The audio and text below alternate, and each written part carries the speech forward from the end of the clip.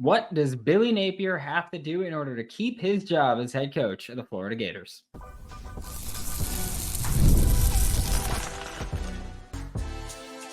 You are Locked On Gators, your daily podcast on the Florida Gators. Part of the Locked On Podcast Network, your team every day. Hello, and welcome back to another episode of Locked On Gators, part of the Locked On Podcast Network, your team every day. Thanks for making Locked On Gators your first listen of the day. Every day we are available daily and free wherever you listen to the podcast and on YouTube. Happy Friday. I am Brandon Olsen. Find me on Twitter at WNS_Brandon. Find all my written work with Giants Country at NFL 33. Today's episode of Locked On Gators is brought to you by FanDuel. Make every moment more as playoffs are done. They're kaput now. Wild. The sports have stopped sporting like we want them to, but this summer, FanDuel's hooking up all customers with a boost or bonus daily. That's right. There's something for everyone, every day, all summer long. Visit FanDuel.com/lockedon to get started. Joining me now for Locked On Gators is Max Chadwick of Pro Football Focus, college football analyst for PFF, the host of PFF's College Football Show. And Max, earlier this week, you guys put out your previews for the SEC teams. And in the preview, you guys mentioned Billy Napier being on the hot seat. In your opinion, what does Billy Napier need to do just in order to keep his job past this season? Well, thanks for having me on, Brandon. And yeah, I think he's certainly on the hot seat, right? It's been a pretty rough first 2 years from an 11-14 record over his first 2 years as Florida's head coach. If they have another losing season, that would be their worst dry spell in terms of 4 straight losing seasons. That hasn't happened since the Great Depression, right? So it's been a rough couple of years for Billy Napier. He's going to try to turn around this year. I think to keep his job, make a bowl game. I think that is the bare minimum for him right now. I think a 5-7 record or worse, even though they play a brutal schedule, might not be enough for him to keep his job. So I think as long as he goes 6-6 and makes a bowl game, you got DJ Lagway there. You got, a promising future with him there. I think that will be enough for him to keep his job, but I do think he's probably going to have to make a bowl game this year in order to keep it. Yeah, I feel like this is also the hard part about projecting whether or not a coach should be fired, will be fired, is you mentioned DJ Lagway, number 1 quarterback in the nation last year. I think he was number 3 player in the country overall. Right. And it's like, well, like if you go 5-7, today's transfer portal era, it's just like you're so close to just losing him completely. Like how much do you think that should go into it? Of if you have a 5-star QB, number 1 QB in the country, and you slightly underperform, you probably lose the kid if you fire the coach with the way the transfer portal works. How much do you think that goes into it? I think it definitely goes into it. I think if you fire him, you better have a plan as to who you're going to hire next. And I'm not saying consult with DJ because I don't think you should do that with any college player. But it would be probably behoove you to have a offensive-minded coach in order to get DJ Lagway on your side with that a little bit. But yeah, you're right. I mean, I think it also depends too, because I think it depends on how they go 5-7, right? If they go 5-7 with, if they win a couple games in the, last 5 games of their season, which is a brutal last 5 games, if they win a couple of those games, maybe they keep him around. We go, okay, now we could see some of the promise that you showed earlier. Or, maybe if DJ Lagway is inserted as a starting quarterback halfway through the season and he looks really good, maybe they go, okay, you know what, maybe we'll keep Napier around and that way we can keep Lagway around too. But yeah, it just, to me, just in a vacuum, I think a bowl game or better is what's needed for Billy Napier to keep his job this year. Yeah, I've long been on the side of 5-7 is my absolute minimum. And even then, you need to look significantly improved than you did last year. You can't have the Kentucky just pummeling you. You can't have losing to a 2-7 Arkansas at home. Like you need to look a lot better for me to even consider keeping you if you go 5-7 with this schedule. And we know where you stand on what Billy Napier needs to do to keep his job, what the record needs to be. What are your expectations for the Florida Gators in 2024? Because we know what you think they need to do, but what do you think they do wind up doing? I think their win total right now in FanDuel is about 4.5. I think that's fair, honestly. They play some really good teams, man. They play Miami, who I'm picking to win the ACC next year. They play Texas A&M, where they could surprise a lot of people. Tennessee could be really good next year. I think Kentucky's a solid team, especially defensively. Georgia's obviously maybe the best team in the country. Texas is a top 5 team in the country. LSU is a top 15 team. Ole Miss is a top 5 or 6 team. Florida State's a top 20 team. So, I mean, looking at that right there, man, I mean, 1, 2, 3, 4, 5, 6, 7, 8. Like, that's 9 teams that I think are definitely better than Florida that are playing next year. And even UCF is dangerous too with their run game. So I think there's only 2 games that I really say Florida is significantly better than their opponent, and that's the Samford game and the Mississippi State game. I think that's it. Other than that, I think Florida can lose any other game on their schedule. So it could be a rough year. I think 4-8 is definitely in the cards. 5-7, I think if that'd be a little bit overachieving in my book if they do that. And then if they go 6-6, like that should definitely be enough for Billy Napier to keep his job, considering how brutal that schedule is. So I actually don't think Florida's that bad of a team. In fact, if you want me to rank all the teams in college football, I'd probably have them like top 40. But it's just the fact that they play so many teams that are top 20, top 15, top 10, top 5.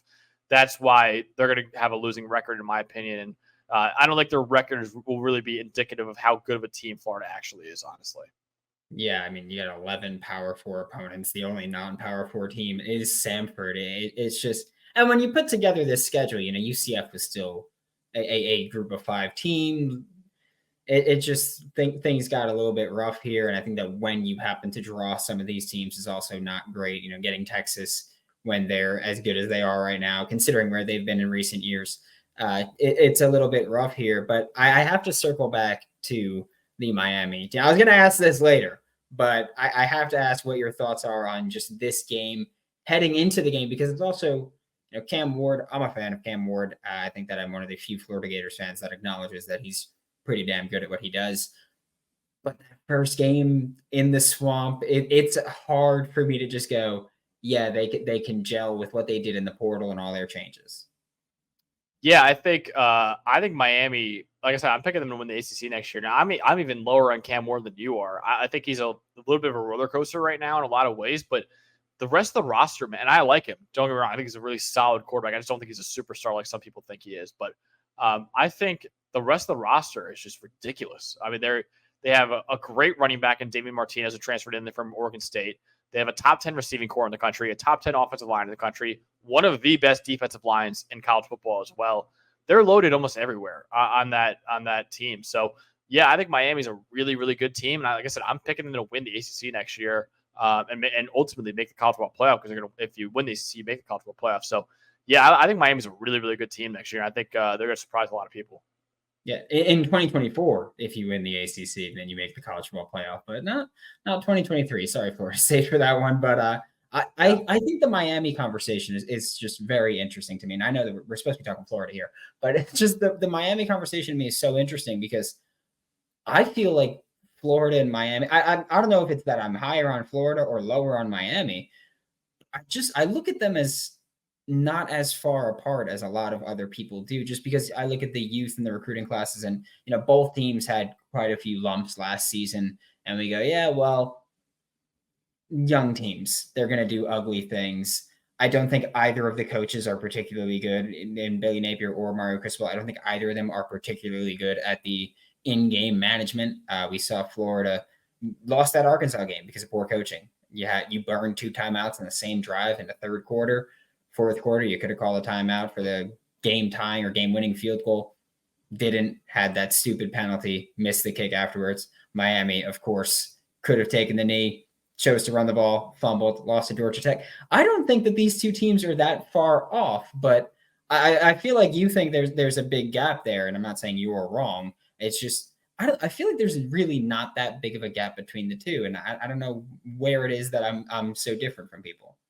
I don't think there is a huge gap. I think if Florida was in the ACC, they'd be one of the top contenders in the ACC, to put it that way. I think Miami offensively, I don't think there's a big gap at all. I think offensively, Florida's actually really good, and Miami is obviously too.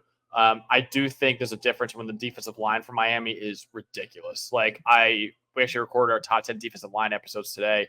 I had Miami number 3. My coach is like, dude, you could argue them up to number 1, honestly. Their edge defender room is the best in the country, in my opinion. So that'll be interesting to see how they do against Florida's offensive line, who I think is actually pretty underrated and pretty good. And I like some other pieces of Miami's defense, but certainly the offense is where the strength is for that team right now. And I think I don't think the gap is that big. I just think the fact that Miami plays in the ACC, that's why I'm picking them to win the conference, because I think it's a wide open conference. Florida is in the SEC, obviously, where there's a lot of other really, really good teams. So, I don't think the gap is that big, but I do think Miami's a little bit better than Florida is right now. Passion, drive, and patience. That's the formula for winning championships, and it's also what keeps your ride or die alive. eBay Motors has everything you need to maintain your vehicle and level it up to peak performance with superchargers, roof racks, exhaust kits, LED headlights, and more. Whether you're into speed, power, or style, eBay Motors has got you covered with over 122 million parts for your number one ride or die. You'll always find exactly what you're looking for, and with eBay Guaranteed Fit, your parts guaranteed to fit your ride every time or your money back, because with eBay Motors, you're burning rubber and not cash for the parts you need at the prices you want. It's easy to make your car the MVP and bring home huge wins. Keep your ride or die alive at ebaymotors.com. Eligible items only. Exclusions apply. eBay Guaranteed Fit is only available to U.S. customers. Yeah, you mentioned Florida having what you think is an underrated offensive line. I do think that you're fair in saying it's underrated. Just because I do think that a lot of people saw last year and went, yikes, that's horrible. But the line is going to be different this year. If I'm not mistaken, you have them. Do you have them as a top 10 offensive line right now in your rankings, if I'm not mistaken? Yes, number 10. Yeah, I'm curious for your deeper thoughts on that. I think they were both big. If I'm not mistaken, I saw you tweet a couple times about Jake Slaughter. I think they were both pretty high on him at center. But I'm just curious your deeper thoughts on this offensive line, just because I feel like the past 2 years have been like, yeah, they have a really good offensive line in the preseason, and then they don't perform like that at all. And now I'm a little trigger shy on that one. Yeah, I think the one thing people notice about offensive lines and is the pass blocking. I think that's kind of noticeable to the naked eye. It's like, okay, this offensive line's not great at pass blocking or anything like that. And Florida was 63rd in pass blocking grade last year, so that makes sense as to why some people are lower on them. But where I think the PFF metrics are really valuable is that we could also evaluate how good of a run blocking unit it is too, right? And Florida actually last year had the 4th highest graded offensive line in the Power 5 in terms of run blocking grade. So they were really, really good at moving people in the run game, and they returned 3 starters from that offensive line in that. And Jake Slaughter, I think, is going to be a breakout star in college football. He looked really, really good as the backup center last year, and then he was inserted as a starter, obviously, when due to injuries.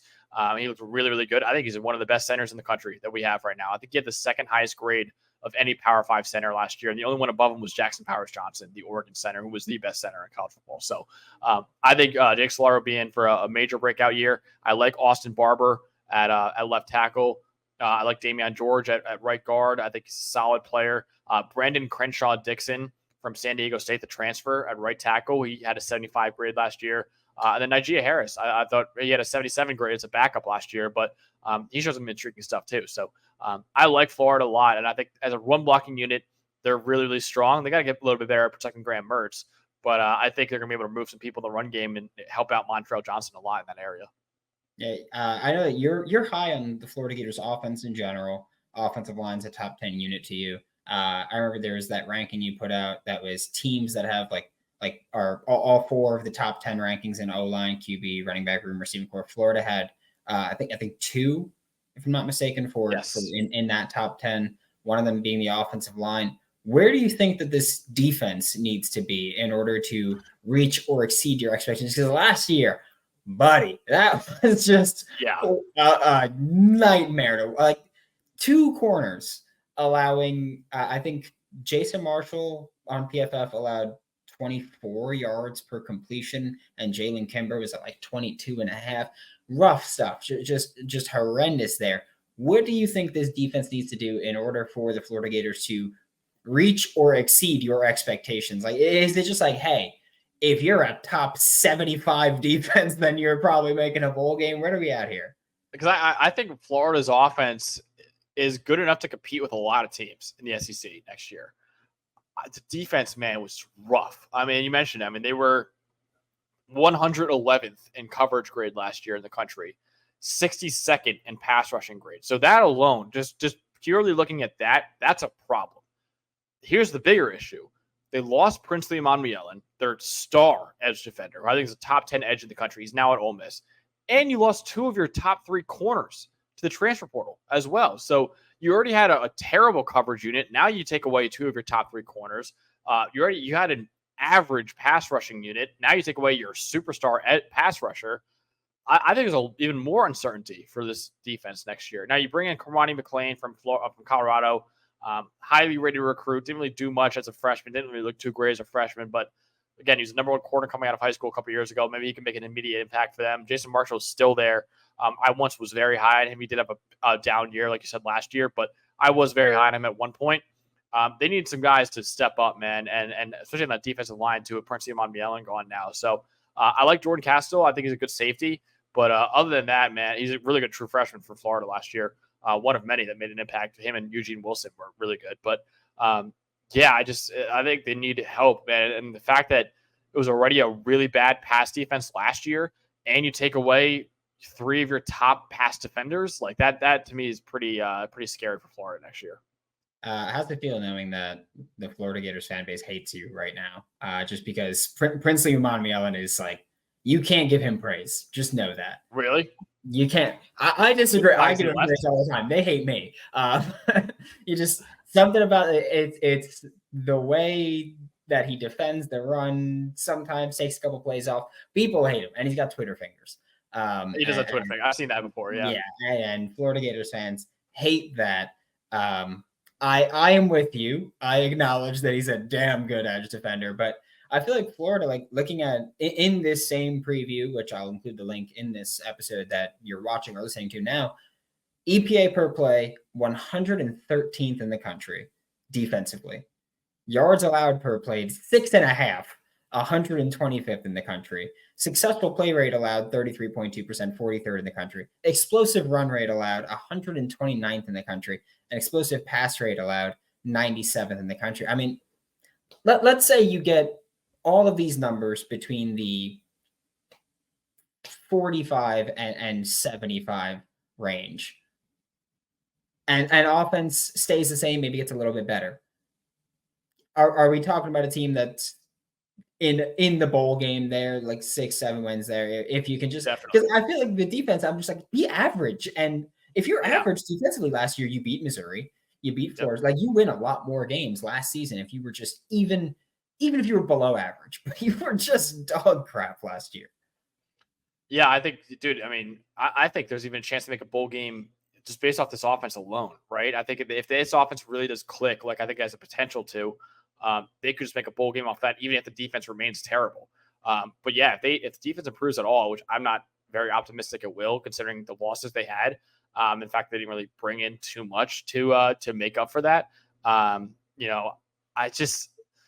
think they could definitely make a bowl game. And not only that, if they have an average defense next year and this offense is as good as I think it could be, they could be a top 25 team in the country, definitely. Like, I don't think that's even a question, honestly. And they could be even more than that, honestly. And they could surprise a lot of people, too.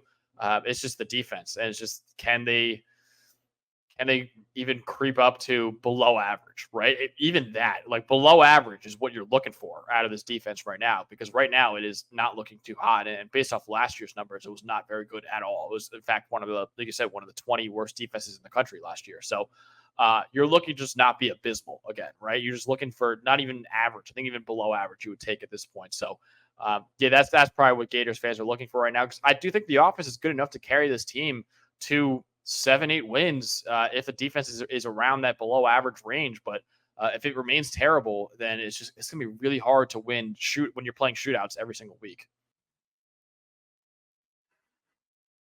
I love sports, shockingly enough. I love them so much that I never want them to stop. But NBA Finals are done.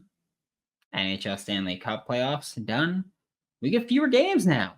We've got, Copa America. We've got the Euros. We've got the MLB. We got the Olympics coming up. But aside from that, soon it's just going to be the MLB. But FanDuel lets me keep the sports going whenever I want, and tennis. Don't forget tennis. Ben Shelton. Big fella out there. Saying Florida Gators legend. Winning out here. And this summer, FanDuel's hooking up all customers with a boost or bonus daily. That's right. There's something for everyone every day all summer long. So Head over to fanduel.com/locked on and start making the most out of your summer. FanDuel is official sportsbook betting partner of Major League Baseball.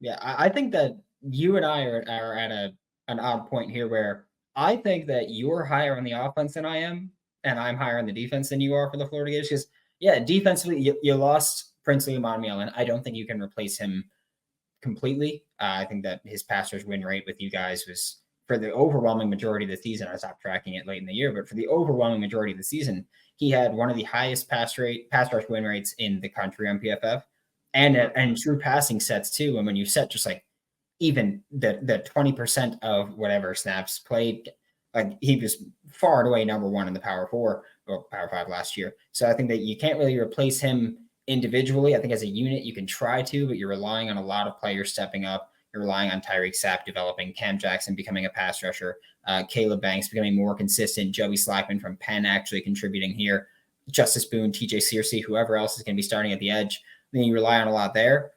I think linebacker, Shamar James missed about half the year last year, but I think where we kind of have that disconnect is that I don't think you can get worse from the players that left. Jaden Hill, I think, had a decent year last year. I think Jaden Hill, who transferred to Texas A&M, decent year. But Jalen Kimber, like, can you get worse than what Jason Marshall and Jalen Kimber put together as a cohesive unit at corner last year? So I think that's where I think the defense has improved. I'm not as high on the offensive line, of course.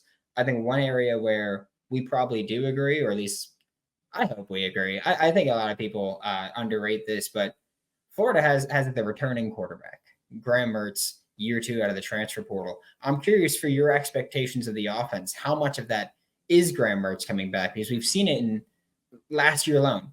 Bo Nix returning. I mean, when he was at Auburn, he was a laughing stock when he was at Auburn and he transferred to Oregon. Michael Penix Jr., everyone said he was good, but he was dealing with injuries, transferred from Indiana to Washington. Jaden Daniels was, he showed promise at Arizona State and then really put it together at LSU. Transfer QBs who exploded in year 2 with their new team. Even Jackson Dart had similar production on significantly different pass attempts there. So how much of that is Graham Mertz for you?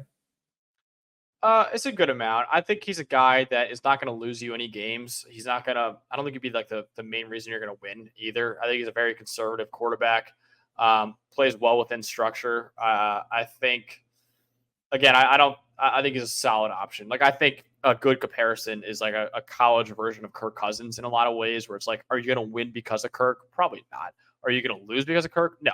So I think he's like that a little bit. I don't think he's a superstar or anything like that, but I was very impressed by him this past year, though. He's a very, very safe quarterback, did not put the ball in harm's way at all. Great decision maker. So I like Graham Mertz. I think he's a solid starting quarterback in college football that we have right now, and thought a pretty good one too. I like the offensive line more than you do, obviously. I think the receiving core is really intriguing too. Guys like Elijah Badger coming in from Arizona State, Eugene Wilson. I'm a big fan of him as well. I think he's a really, really fun weapon in that offense. And I know you lost Trevor Etienne, but I still like Montrell Johnson as the number 1 running back as well. So there is talent, I think, around Graham Mertz to succeed, which is the way you do succeed with a guy like, a Kirk Cousins-esque quarterback like Graham Mertz, that you put talent around him and he's going to win games for you. I think that's what Florida is doing offensively, at least, to do that. So that is why I like Florida's, because I think offensive line is pretty good, if not really good. And I think the receiving core is really intriguing, and I think the running game is going to be pretty good too. So, yeah, all those combined with a really solid quarterback in Graham Mertz is why I'm pretty high on this Florida offense. I don't think there is a true weakness on this offense right now. Yeah, I think that, again, on paper, I think you really address the offensive line of your Florida. It's just a matter of, do they perform the way that you hope they do? And I'm just curious from your perspective, before I let you go, you're a national college football analyst, which makes me wonder, or not even makes me wonder, it's just something that I've always been curious about. How hard is it to cover this program nationally? Because I've had the issue of nationally, Florida takes a lot of L's. It is what I've been saying with the Jaden Rashada situation. You take a public L there. You lost Princely Umanmielen, 2 of your top 3 cornerbacks. You lost a starting linebacker in Scooby Williams. You lost one of your key rotational defensive linemen in Chris McClellan. You lost Trevor Etienne, who many people feel is the better of the two running backs, even though he wasn't your starter. You lost both of your starting guards. I feel like one of Florida's biggest flaws right now is that they look really bad from the national perspective. So I'm just curious of your input as an outsider for just covering. How the hell do you gauge this team at all? It feels like from a national perspective, they're just like, oh, Florida's Florida again. Yeah, I think it's a good question. And obviously, you as someone who covers the team day in and day out knows the program better than I do. But I think the unique advantage I have over other analysts in this industry, over other national analysts, I should say, is that we have this database that can tell you anything about any player, right? And I think that some other media outlets are a little limited in that, and they can't tell you, okay, Brandon Crenshaw-Dixon, the right tackle from San Diego State, how good he actually is, right? Where I can tell you, hey, he's actually pretty solid right tackle from the Mountain West Conference. Of course, that's a big jump to the SEC, but that's the advantage I think that we have at PFF and that I try to utilize as much as possible is that we have this database that I can tell you from the first snap of a guy's college career to their last snap in the NFL, how good he's been throughout his entire career, no matter what position he plays, no matter how much he's played. So I think that's why Florida has always been a team that we're a little bit higher on here because we're like, hey, they do have talent. Their problem is they play in a brutal conference and a brutal schedule. That is why you see a top 40 team in college football go through maybe 4 straight losing seasons, which that has not happened for most top 40 teams, right? If you're a top 40 team in any other conference, you're consistently winning like 8 games, right? Florida is not in that luxurious spot where they are going to struggle because they're playing legit national title contenders, multiple national title contenders they're playing this upcoming season. Some of them in multiple weeks in a row they're playing them. So that I think is a unique advantage that we have is that, the wins and losses don't look great, but you got to dive deeper. And I think that's what we do better than anyone else in this industry is that we could dive deep on pretty much anything you want to know about college football or the NFL, honestly. Yeah, big fan of PFF. So thank you so much, Max. This is Max Chadwick, PFF's college football analyst. And thank you so much again. No, thanks for having me on, Brandon. Thanks for making Locked On Gators your first listen of the day. Every day we are available daily and free wherever you listen to the podcast and on YouTube. We will be back next time, maybe tomorrow. Wink, wink, hint, hint, For Locked On Gators, I'm Brandon Olsen. Don't forget to follow me on Twitter at WNS_Brandon. Find all my written work with Giants Country and NFL 33, and I'll see you all next time.